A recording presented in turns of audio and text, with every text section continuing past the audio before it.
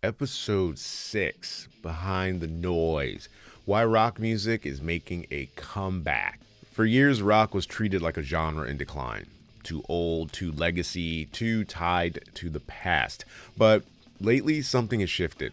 In this episode of Behind the Noise, we look at why rock music feels like it's making a comeback, what's driving the return of guitar based music, how younger artists are reshaping the sound, and whether this is a short term revival or the start of a new, real era. From nostalgia and fashion to live energy and the burnout of ultra polished pop. We break down why rock suddenly feels relevant again. For the better part of the last decade, rock music has been talked about like a retired athlete people still respect, but don't really expect to see in the game again.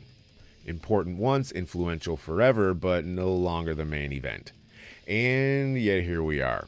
In a moment where guitars feel loud again, rock aesthetics are back in fashion, festival crowds are responding, younger artists are borrowing from alt and grunge and shoegaze and pop punk, and the whole rock is dead conversation suddenly looks a lot less convincing. So, what changed? Why does rock feel alive again? And is this actually a comeback, or are we just seeing nostalgia dressed up in a leather jacket? I'm Vaughn. This is Behind the Noise, and today we're looking at the return of rock music. Rock never really died. One of the weirdest things about the rock is dead conversation is that it was never fully true. Rock didn't disappear, it just stopped being the center of mainstream culture in the way it once was. There's a difference. For decades, rock was so dominant that people got used to measuring its health by whether it controlled the top of the charts, the biggest radio stations, cultural moments, and the biggest stars. Once it stopped owning all of that, the narrative became, well, I guess it's dead. But scenes don't work like that. Genres don't vanish just because the spotlight moves. Rock kept existing in local scenes and festivals, alternative spaces, college radio, like online communities, in post punk revivals, in pop punk waves, hardcore scenes, indie bands, and in every kid still learning guitar because some noisy song made them feel less alone. The truth is, rock didn't die, it went decentralized. Why it feels different this time? So, why does it feel like a comeback now? Because we're seeing multiple things happen at once. First, younger artists are pulling guitar music back into the conversation.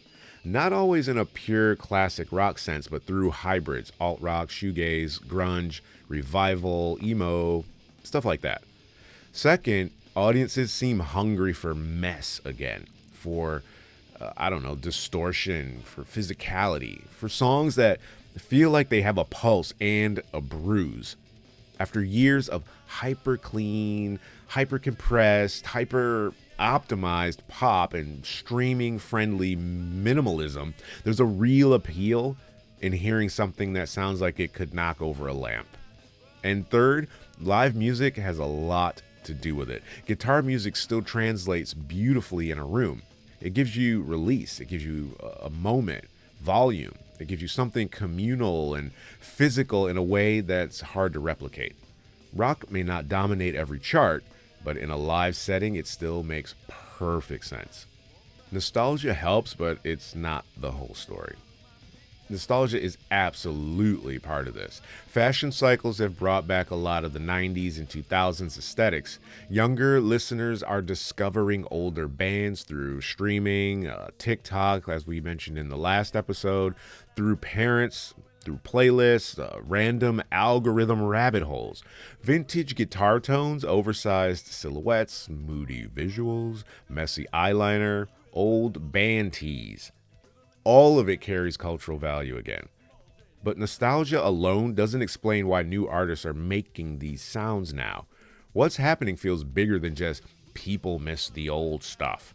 It feels like a reaction to the current landscape, a reaction to music that's become overly optimized, a reaction to the flattening effect of playlists and algorithms, a reaction to the idea that everything has to be neat, fast, and frictionless.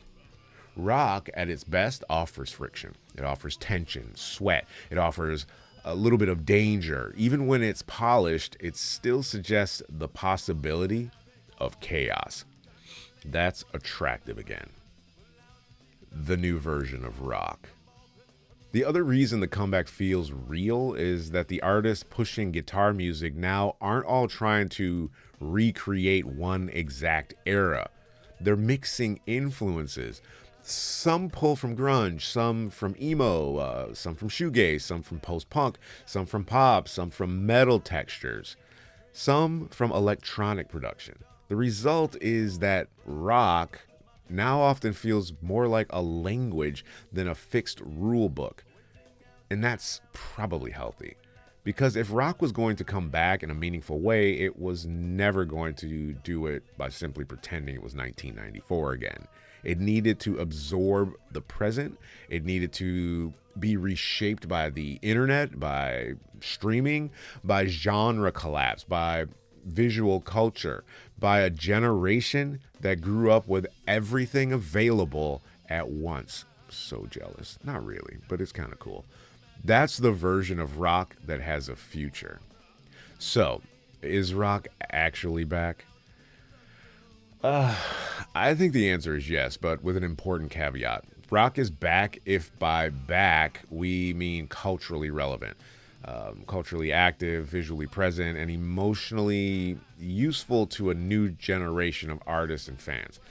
No, it may not own the charts the way it once did, and no, we may never return to the monoculture days where a handful of rock bands dominated everything. But honestly, that version of success might not even be the right measurement anymore. The best question is, does rock feel alive? Does it feel influential, like a space where exciting things are happening? Right now, I'd say yes. And that matters more than chart nostalgia. Okay, so rock music didn't rise from the grave. It just stopped asking for permission to matter. And now, between live energy, younger artists, revival scenes, and a growing appetite for something louder and less polished, it feels like guitar music is once again becoming part of the conversation in a serious way. I'm Vaughn. This is Behind the Noise. Let me know in the comments whether rock is genuinely back or whether we're all just romantically projecting onto a distortion pedal. And I'll catch you in the next one.